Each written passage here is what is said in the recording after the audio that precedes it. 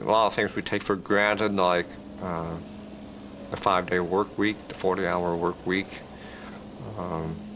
having overtime, getting medical and dental benefits. All those came about because of unions. Everybody wants to be successful. You want to be able to go to work and come home feeling that you've really done a good job. I believe in the American dream. You work, you save, you get what you deserve. Unions are the policemen of the workplace. They're there to make sure that we have the opportunity to fulfill the American dream.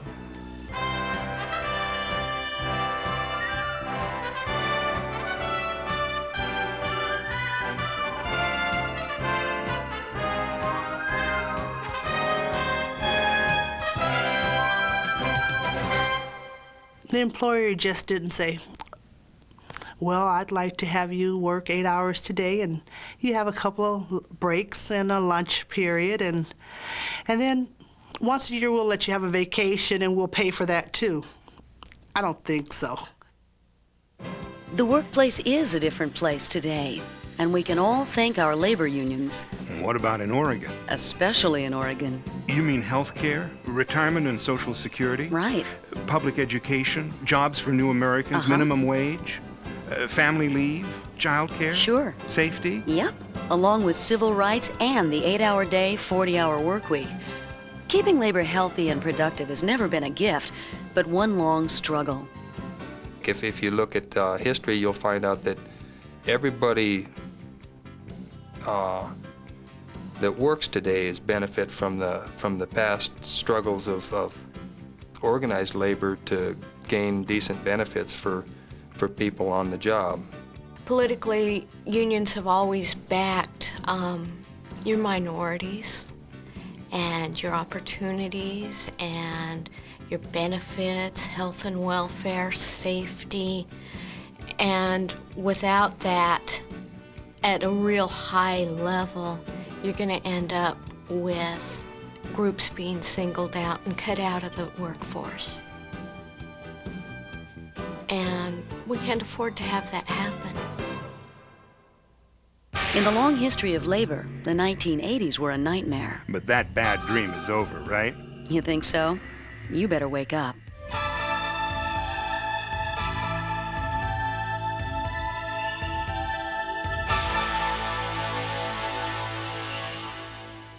What's going on now in the Oregon legislature, I feel that it's been a direct attack on working Oregonians. People think we have problems with the union. Now, where would we be without it?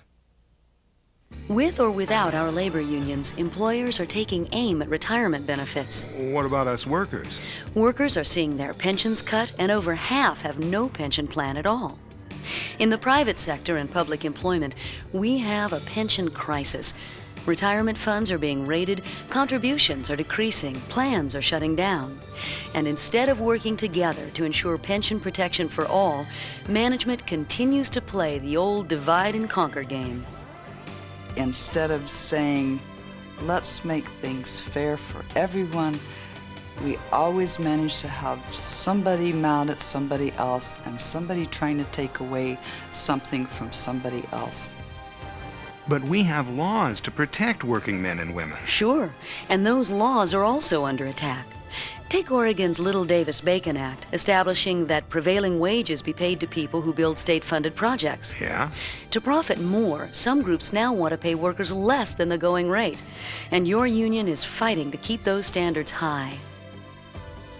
What we really need to do is raise the standard of living for all workers, not just the union workers who have managed to retain some of their benefits. We need to raise the standards for all workers. Even the most basic of worker rights is threatened, with bills to deny collective bargaining rights for state employees. Well, wait a minute. People died for that right. And public workers are only the beginning. Some employers and legislators would love to see Oregon become a right-to-work state. Then I'd have the right to work for less. Uh-huh. And employers could undermine your union.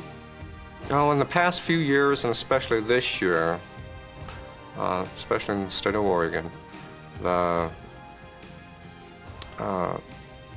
anti-union movement through a political process has now beginning to unify unions for a common goal.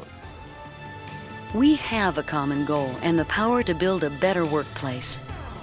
We must use our power to support our unions, stand up for our rights, and elect people who will work to serve the interests of working women and men. But to be heard, we must speak out together. When I'm out there all by myself chanting, and I can't chant loud enough, boy, you get about 60 or 70, a couple hundred of us. It makes a big difference. We can be heard. Well, I think as we can see over the whole country, that it's time unions really break down the barriers between one another and work together. A lot of good things continue to happen in the labor movement, and the issue I feel that we take on will always be there. You get past ballot measure 5, you kick the OCA, and it's always something. There's always something coming down the line. What's ahead for Oregon? It's up to you. Up to me? Who else? Who else will vote for pro-worker legislators? Who else will fight layoffs? Who else will defend our pensions? Who else will be part of pro-labor campaigns to fight attacks from anti-union bosses? I think I feel about a similar obligation to the union that I do as a citizen of the country, just being involved in it. Like, I feel obligated to vote. I feel obligated to understand what's going on and to make my say. It's the more people who participate, the more people who get involved, the stronger the union's going to be.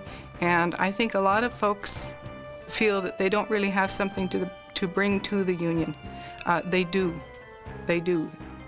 Your job is one of the most important areas in your life, and if you don't get involved in aspect of keeping your job, bettering yourself, getting better benefits and wages, then the rest of your life is not going to have the quality.